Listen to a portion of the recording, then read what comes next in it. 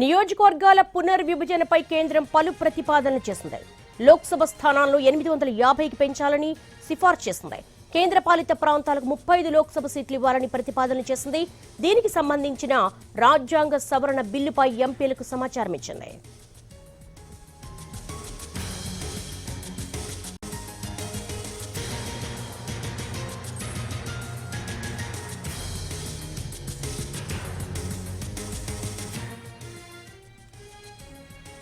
నియోజకవర్గాల పునర్విభజనపై పలు ప్రతిపాదనలు చేసింది కేంద్రం. లోక్సభ స్థానాలను 850కి పెంచాలని సిఫార్సు చేసింది. కేంద్రపాలిత ప్రాంతాలకు 35 లోక్సభ సీట్లు ఇవ్వాలని ప్రతిపాదనలు చేసింది. దీనికి సంబంధించిన రాజ్యాంగ సవరణ బిల్లుపై ఎంపీలకు సమాచారం ఇచ్చింది. బ్రేకింగ్ న్యూస్ చూస్తున్నాం. మహిళలకు 33% రిజర్వేషన్లపై ఈ నెల 16, 17న పార్లమెంటు ప్రత్యేక సమావేశాలు నిర్వహించాలని కేంద్రం నిర్ణయించింది. ఇందులో భాగంగానే పార్టీలకు విప్లు కూడా జారీ చేసింది. లోక్సభ స్థానాలు 850కి పెంచాలని ప్రతిపాదనలు చేసింది. తాజాగా కేంద్రపాలిత ప్రాంతాలకు 35 లోక్సభ సీట్లను కేటాయించాలంటూ కూడా ప్రతిపాదనలు పెట్టింది. దీనికి సంబంధించి కూడా ఈ బిల్లులకు సంబంధించి రాజ్యాంగ సవరణ జరగాలి కాబట్టి ఎంపీలకు కూడా సమాచారం ఇచ్చింది.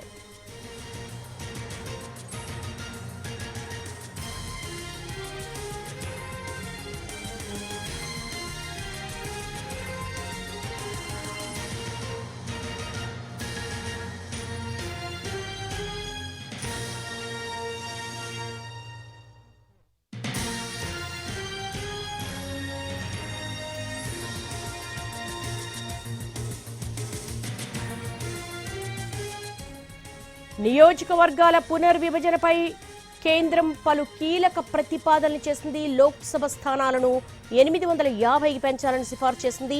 కేంద్రపాలిత ప్రాంతాలకు 35 లోక్సభ సీట్లు ఇవ్వాలని ప్రతిపాదన చేసింది. దీనికి సంబంధించిన రాజ్యాంగ సవరణ బిల్లుపై ఎంపీలకు సమాచారం ఇచ్చింది. మహిళా రిజర్వేషన్ బిల్లు 33%కి సంబంధించి కూడా ఈ నెల 16, 17 తేదీల్లో చర్చ జరపాలని నిర్ణయించింది. ఇందులో భాగంగానే పార్టీ ఎంపీలకు కూడా విప్ జారీ చేసింది. కేంద్రపాలిత ప్రాంతాలు 35 లోక్సభ సీట్లను కేటాయించాలి, అలాగే 850కి లోక్సభ స్థానాలు పెంచాలంటూ కూడా ప్రతిపాదనలు ముందుకు తీసుకొచ్చింది.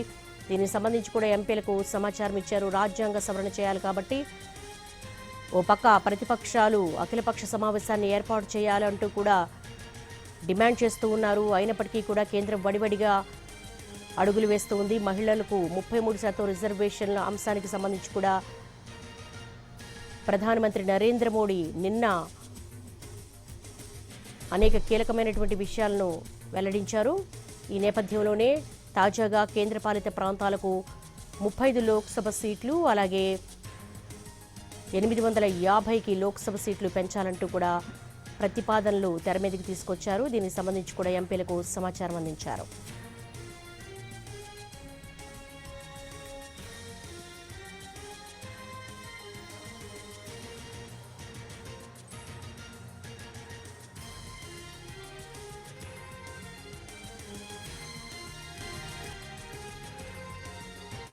నియోజకవర్గాల పునర్విభజనపై పలు కీలకమైనటువంటి ప్రతిపాదనలు చేసింది కేంద్రం.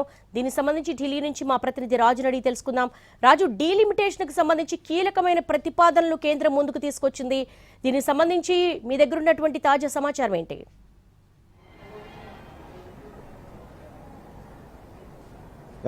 దేవి, ఎల్లుండి నుంచి పార్లమెంటు ప్రత్యేక సమావేశాలు ప్రారంభం కాబోతున్నాయి. ఈ సమావేశాల్లో మహిళా రిజర్వేషన్ల అమలు 2029 నుంచి అనేటువంటి ఒక బిల్లు, దాంతోపాటు పునర్విభజన ఏదైతే నియోజకవర్గాలకు సంబంధించినటువంటి పునర్విభజన బిల్లును కూడా తీసుకురాబోతున్నారు. దీనికి సంబంధించి కీలక ప్రతిపాదనలు చేస్తూ కొద్దిసేపటి క్రితమే ఎవరైతే ఎంపీలు ఉన్నారో వాళ్ళందరికీ కూడా దానికి సంబంధించినటువంటి బిల్స్ను కూడా పంపిస్తున్నట్టుగా తెలిసింది. దాంట్లో మొత్తం ఏ విధంగానైతే అంటే ఇప్పటి వరకు రాజ్యాంగ సవరణలో 131వ సవరణగా పునర్విభజనకు సంబంధించినటువంటి బిల్లును తీసుకురాబోతున్నామనేటువంటి విషయాన్ని కూడా కేంద్రం స్పష్టం చేసినట్టుగా తెలుస్తుంది.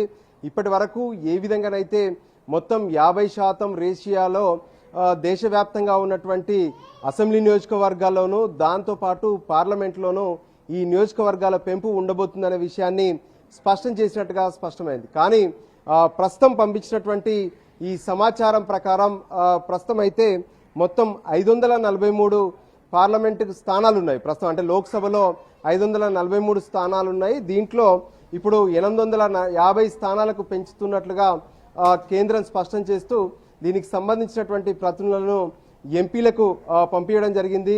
ముఖ్యంగా చెప్పాలంటే అంటే ఏ విధంగానైతే 33% రిజర్వేషన్ అనేది మహిళలకు ఇవ్వాల్సినటువంటి అవసరం ఉంది, దానికి అనుగుణంగా గతంలో అంటే ఏ విధంగానైతే 543 స్థానాల నుంచి దాన్ని మొత్తం కూడా 172 స్థానాలు మాత్రమే పెంచుతారు 50% రేషియాలో అని చెప్పి మొదట అనుకున్నారు. కానీ దానికి సంబంధించినటువంటి లెక్కలను కూడా అంటే 272 స్థానాలు పెంచుతారని అనుకున్నారు. కానీ దానికి సంబంధించినటువంటి లెక్కలను చూస్తుంటే కేంద్ర పాలిత ప్రాంతాల్లో మొత్తం 35 స్థానాలను పెంచేందుకు కూడా కేంద్రం నిర్ణయం తీసుకున్నట్టుగా తెలుస్తుంది. దానికి సంబంధించినటువంటి బిల్లులను మొత్తం కూడా ఎంపీలకు ఫార్వర్డ్ చేశారు. ఎందుకంటే ఇప్పటి వరకు ఈ పునర్విభజనకు సంబంధించినటువంటి ప్రక్రియ కోసం తమను సంప్రదించలేదంటూ కూడా ప్రత్యేకంగా ఏ విధంగానైతే ఒకవైపు కాంగ్రెస్ పార్టీ దాంతోపాటు ప్రతిపక్ష పార్టీలు కూడా ఆరోపిస్తున్నటువంటి పరిస్థితి కనిపిస్తుంది. ఈ నేపథ్యంలో ఎల్లుండి నుంచే పార్లమెంట్ సమావేశాలు ప్రారంభం కాబోతున్నాయి. 3 రోజుల పాటు ఈ పార్లమెంట్ సమావేశాలు జరగబోతున్నాయి. సో అందుకోసమే ఎంపీలకు పూర్తి స్థాయి సమాచారం ఇవ్వడం కోసమే ఈ ప్రతులను పంపినట్టుగా తెలుస్తుంది. ఏ రాష్ట్రంలో ఎంత మేరకు ఏ విధంగానైతే ఈ నియోజకవర్గాల పెంపు ఉండబోతుంది, అంతేకాదు పార్లమెంట్లో ప్రస్తుతం ఉన్నటువంటి 543 స్థానాలను లోక్సభ నుంచి దాన్ని 850కి ఎలా పెంచబోతున్నాం అనే విషయాలను కూడా ఇందులో స్పష్టం చేశారు. అయితే జనాభా లెక్కలు పూర్తి కాకముందే ఈ పెంపు అనేది ఎలా చేస్తారంటూ ఇప్పటికే ప్రతిపక్షాలు ఆందోళన వ్యక్తం చేస్తున్నాయి. అయితే దానికి సంబంధించి పూర్తి స్థాయిలో తమ వద్ద ఉన్నటువంటి గణాంకాలు కావచ్చు, ఇప్పటికిప్పుడు పెంచాల్సినటువంటి అవసరం ఎందుకుందనే విషయాన్ని కూడా కేంద్రం ఈ బిల్స్ ద్వారా స్పష్టం చేయాలనుకుంటుంది. మరోవైపు మహిళా రిజర్వేషన్ల అమలు కోసం అంటే 2023లోనే నారీ శక్తి అభినందనీయంకి సంబంధించినటువంటి బిల్లు కూడా పాస్ అయింది. అయితే ఆ సమయంలో పాస్ అయినటువంటి బిల్లుకు సంబంధించినటువంటి లెక్కల ప్రకారం అంటే జనాభా గణన పూర్తయిన తర్వాత ఆ తర్వాత వచ్చే ఎన్నికల్లో మాత్రమే మహిళలకు 33% రిజర్వేషన్లు పెంచాలనేది నిర్ణయం. కానీ ఇప్పుడు తీసుకొస్తున్నటువంటి బిల్లు ప్రకారం ఖచ్చితంగా 2029లో జరిగేటటువంటి ఎన్నికలు ఏవైతే ఉన్నాయో ఆ ఎన్నికల్లోనే మహిళలకు 33% రిజర్వేషన్లు అమలు చేయాలనేటువంటి నిర్ణయం కనిపిస్తుంది. అందులో భాగంగా ఇప్పటికే గత వారం రోజులుగా కేంద్ర ప్రభుత్వం దీనికి సంబంధించినటువంటి పూర్తి స్థాయి తమ ఆలోచనలను ఎప్పటికప్పుడు స్పష్టం చేస్తూనే కనిపిస్తుంది. ప్రధానమంత్రి నరేంద్ర మోడీ స్పష్టంగా చెప్పారు. ఎందుకంటే మహిళలు ఎంతో కాలంగా వెనకబడుతూనే ఉన్నారు. సో సమాజంలో మహిళల పాత్ర చాలా కీలకం. వాళ్లకు సరైనటువంటి ప్రాతినిధ్యం కల్పించాల్సినటువంటి అవసరం భారతదేశానికి ఉంది. అందుకోసమే 2029లో జరిగేటటువంటి పార్లమెంట్ ఎన్నికలు కావచ్చు, అసెంబ్లీ ఎన్నికలు కావచ్చు, ఆనాటికి మహిళలకు 33% రిజర్వేషన్లు అమలు చేయాలని చెప్తున్నారు. సో అందులో భాగంగా నిన్న నారీ శక్తి వందనం పేరుతో నిర్వహించినటువంటి సమావేశంలో సైతం ప్రధానమంత్రి నరేంద్ర మోడీ కొన్ని స్పష్టమైనటువంటి అంశాలు చెప్పారు. అంటే అటు సాఫ్ట్వేర్లో కావచ్చు, హార్డ్వేర్లో కావచ్చు, వైమానిక దళంలో కావచ్చు, నౌకా దళంలో కావచ్చు, అంటే ఏ విధంగానైతే అటు అట్టడుగు స్థాయి నుంచి అంతర్జాతీయ స్థాయి వరకు మహిళలు ఎదుగుతూనే ఉన్నారు. కానీ ఈ విషయంలో అసెంబ్లీలో కావచ్చు, పార్లమెంట్లో వాళ్ళ సంఖ్య మాత్రం పెంచాల్సినటువంటి అవసరం ఉంది. అందుకోసమే కేంద్రం కీలకమైనటువంటి పార్లమెంట్ సమావేశాలు నిర్వహిస్తుంది. ఆ పార్లమెంట్ సమావేశాల్లో మహిళలకు కల్పించేటటువంటి హక్కులు దేశ చరిత్రలోనే కీలకం కాబోతున్నాయనే విషయాన్ని స్పష్టం చేసినటువంటి పరిస్థితి కనిపించింది. రాజు, డీలిమిటేషన్ పై కేంద్రం స్పీడప్ చేసింది. మరో పక్కేమో కాంగ్రెస్ అగ్రనేత మల్లికార్జున ఖర్గే దీని మీద అఖిలపక్ష సమావేశం జరగాలంటున్నారు. ఇంకోవైపు స్టాలిన్ పెద్ద ఉద్యమమే చేస్తా ఉంటున్నారు. ఈ నేపథ్యంలో ఏ మేరకు ఇంత సఫలీకృతమయ్యే అవకాశం ఉందంటారు?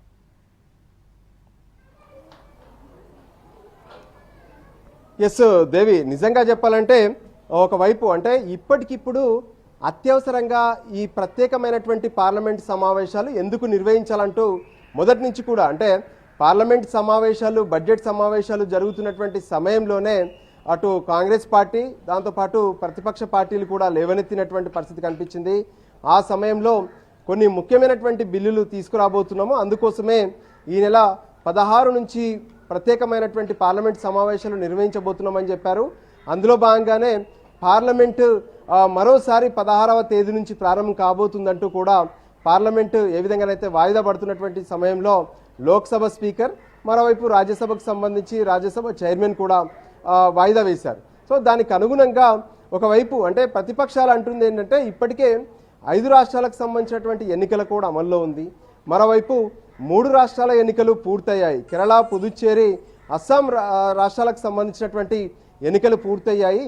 ఇక బెంగాల్, దాంతోపాటు తమిళనాడుకు సంబంధించి 2 విడతల్లో ఎన్నికలు జరగాల్సి ఉంది. దానికి కూడా 23వ తేదీ 29వ తేదీ ఎన్నికలు జరగాల్సి ఉంది.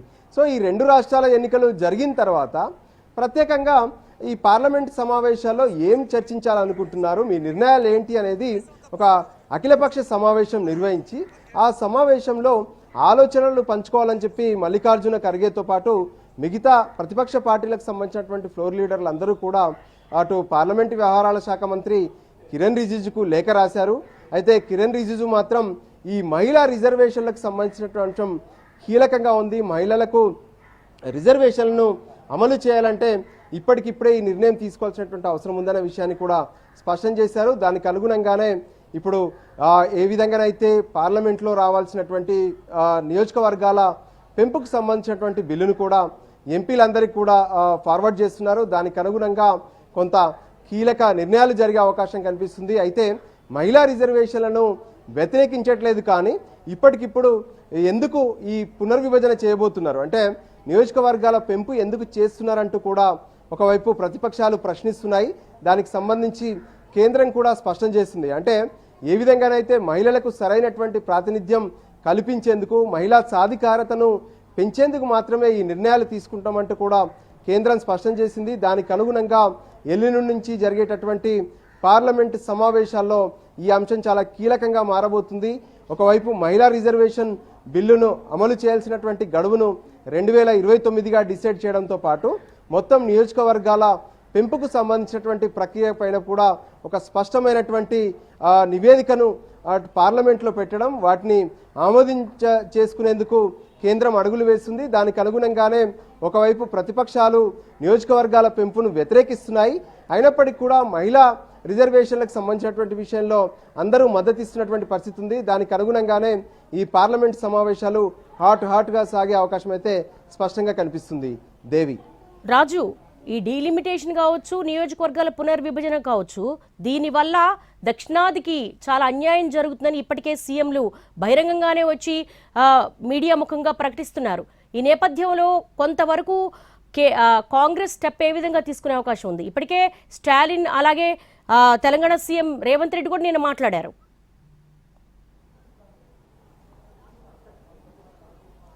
ఎస్, ఖచ్చితంగా దేవి. అంటే కేంద్ర ప్రభుత్వం మొదట ప్రతిపాదించినటువంటి రాజ్యాంగంలో ఉన్నటువంటి లెక్కల ప్రకారం ఏ విధంగానైతే 2026లో జనగణన చేసిన తర్వాత జనాభా ప్రాతిపదికన అసెంబ్లీ నియోజకవర్గాలు కావచ్చు, దాంతోపాటు లోక్సభ నియోజకవర్గాలు పెంచుతాయనేది స్పష్టం. కానీ ఇప్పటికిప్పుడు 50% రేషియోలో అసెంబ్లీ నియోజకవర్గాలతో పాటు పార్లమెంటు నియోజకవర్గాలు పెంచుతామని చెప్పి కేంద్రం స్పష్టం చేస్తుంది. దానికి అనుగుణంగా ఏ విధంగానైతే కేంద్ర పాలిత ప్రాంతాల్లో కూడా ఈ నియోజకవర్గాలు మొత్తం 35 పెరిగే అవకాశం కనిపిస్తుంది. సో దీనికి సంబంధించి ప్రతిపక్ష పార్టీలు స్పష్టంగా వ్యతిరేకిస్తున్నాయి. గత వారం ఢిల్లీలో జరిగినటువంటి సిడబ్ల్యూసి సమావేశం అంటే కాంగ్రెస్ వర్కింగ్ కమిటీ సమావేశంలో కూడా ఈ విషయాన్ని వ్యతిరేకించారు. సో అక్కడ మహిళా రిజర్వేషన్లకు, దాంతోపాటు ఈ పునర్విభజనకు అంటే నియోజకవర్గాల పెంపు సంబంధించినటువంటి బిల్లుకు ఎందుకు లింక్ పెడుతున్నారు? సో మహిళా రిజర్వేషన్లను మొదటి నుంచి కాంగ్రెస్ ఏ విధంగానైతే ఆమోదిస్తూనే ఉంది, మద్దతు ఇస్తూనే ఉంది.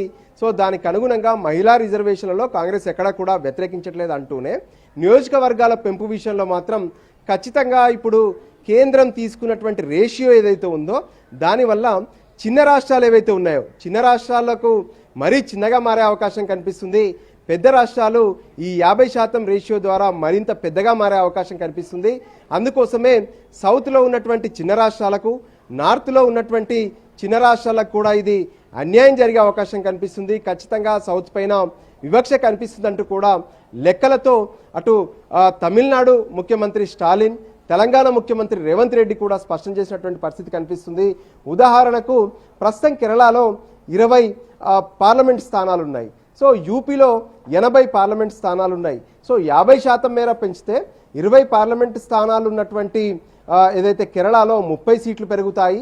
మరోవైపు యూపీలో మాత్రం 80 పార్లమెంట్ స్థానాలు ఉన్నటువంటి యూపీలో మొత్తం 120 స్థానాలు పెరుగుతాయి. అంటే మొదట్లో 20-80 ఉన్నప్పుడు 60 సీట్లు మాత్రమే తేడా ఉంటే ఇప్పుడు కొత్తగా 30 సీట్లు, ఇక్కడ 120 సీట్లు పెరిగిన తర్వాత 90 సీట్లు పెరుగుతున్నాయి. అంటే మొత్తం ఏ విధంగానైతే 90 మేర డిఫరెన్స్ కనిపిస్తుంది. అంటే పెద్ద రాష్ట్రాలకు మరింత మేలు కలిగే అవకాశం కనిపిస్తుంది. బీహార్, ఉత్తరప్రదేశ్తో పాటు అంటే బీమార్గా చెప్పుకునేటువంటి అంటే బీహార్, ఉత్తరప్రదేశ్, మహారాష్ట్ర, దాంతోపాటు మధ్యప్రదేశ్, రాజస్థాన్ వంటి రాష్ట్రాలు ఉత్తరాదిన ఉన్నటువంటి పెద్ద రాష్ట్రాలు కలిస్తే కేంద్రంలో ప్రభుత్వం ఏర్పాటు చేయడం సులువు. దాంతో ఏదైతే దక్షిణాదిన ఉన్నటువంటి రాష్ట్రాల ప్రాముఖ్యత తగ్గుతుందనేటువంటి వాదనలు స్పష్టంగా వినిపిస్తున్నారు. అందుకోసమే ఇప్పటికిప్పుడు నియోజకవర్గాల పెంపు అనే ప్రతిపాదన వద్దు, దీనిపైన అఖిలపక్ష సమావేశం నిర్వహించి అఖిలపక్ష సమావేశంలో ఈ పెంపుకున్నటువంటి ఒక ఫార్ములా ఏంటి, దీనికి సంబంధించినటువంటి దానిపైన అన్ని రాష్ట్రాల నేతలతో మాట్లాడమే కాకుండా అన్ని రాజకీయ పార్టీలతో కూడా మాట్లాడాలని చెప్పి అటు ప్రతిపక్ష పార్టీలు ముఖ్యంగా కాంగ్రెస్తో పాటు ఏదైతే తమిళనాడు, దాంతోపాటు మిగతా రాష్ట్రాలు కూడా డిమాండ్ చేసినటువంటి పరిస్థితి ఉంది. కానీ ఎల్లుండి నుంచే పార్లమెంట్ సమావేశాలు ప్రారంభం కాబోతున్నాయి. దానికి సంబంధించినటువంటి ఫార్ములాస్ ఎలా ఉండబోతున్నాయి ఏంటి అనేది కూడా కేంద్రం చెప్పాల్సినటువంటి అవసరం ఉందంటూ ప్రతిపక్షాలు ఇప్పటికే డిమాండ్ చేస్తున్నాయి. దేవి రాజు, మహిళా రిజర్వేషన్ బిల్లుకు సంబంధించి అన్ని పార్టీలు కూడా సానుకూలంగానే ఉన్నాయి. కానీ ఇక్కడ రాష్ట్రాల సమ్మతి లేదు, సభ్యులతో డిస్కస్ చేయలేదు. ఎట్ ఏ టైం పార్లమెంట్లో బిల్లు పెట్టేసి రాజ్యాంగ సవరణ చేసేసి ఈ బిల్లుని పాస్ చేయాలనుకుంటుంది బీజేపీ. ఎంత మేరకు పాస్ అయ్యే అవకాశం ఉందంటారు? రాజ్యాంగపరమైనటువంటి సవాళ్లు ఎదురవ్వా?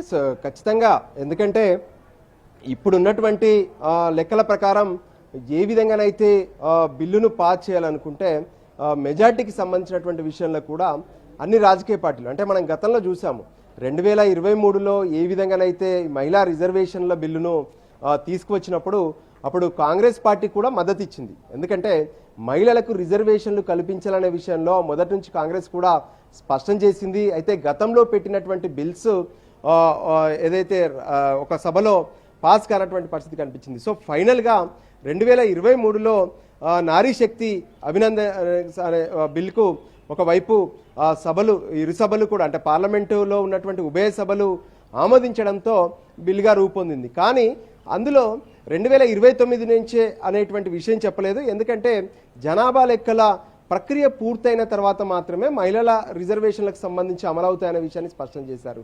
సో ఇప్పుడు తీసుకొస్తున్నటువంటి బిల్లులో మహిళా రిజర్వేషన్లు అనేటివి 2029 నుంచి అంటే రానున్నటువంటి సార్వత్రిక ఎన్నికల నాటి నుంచి అమలు చేస్తామనే విషయాన్ని కేంద్రం స్పష్టం చేస్తుంది.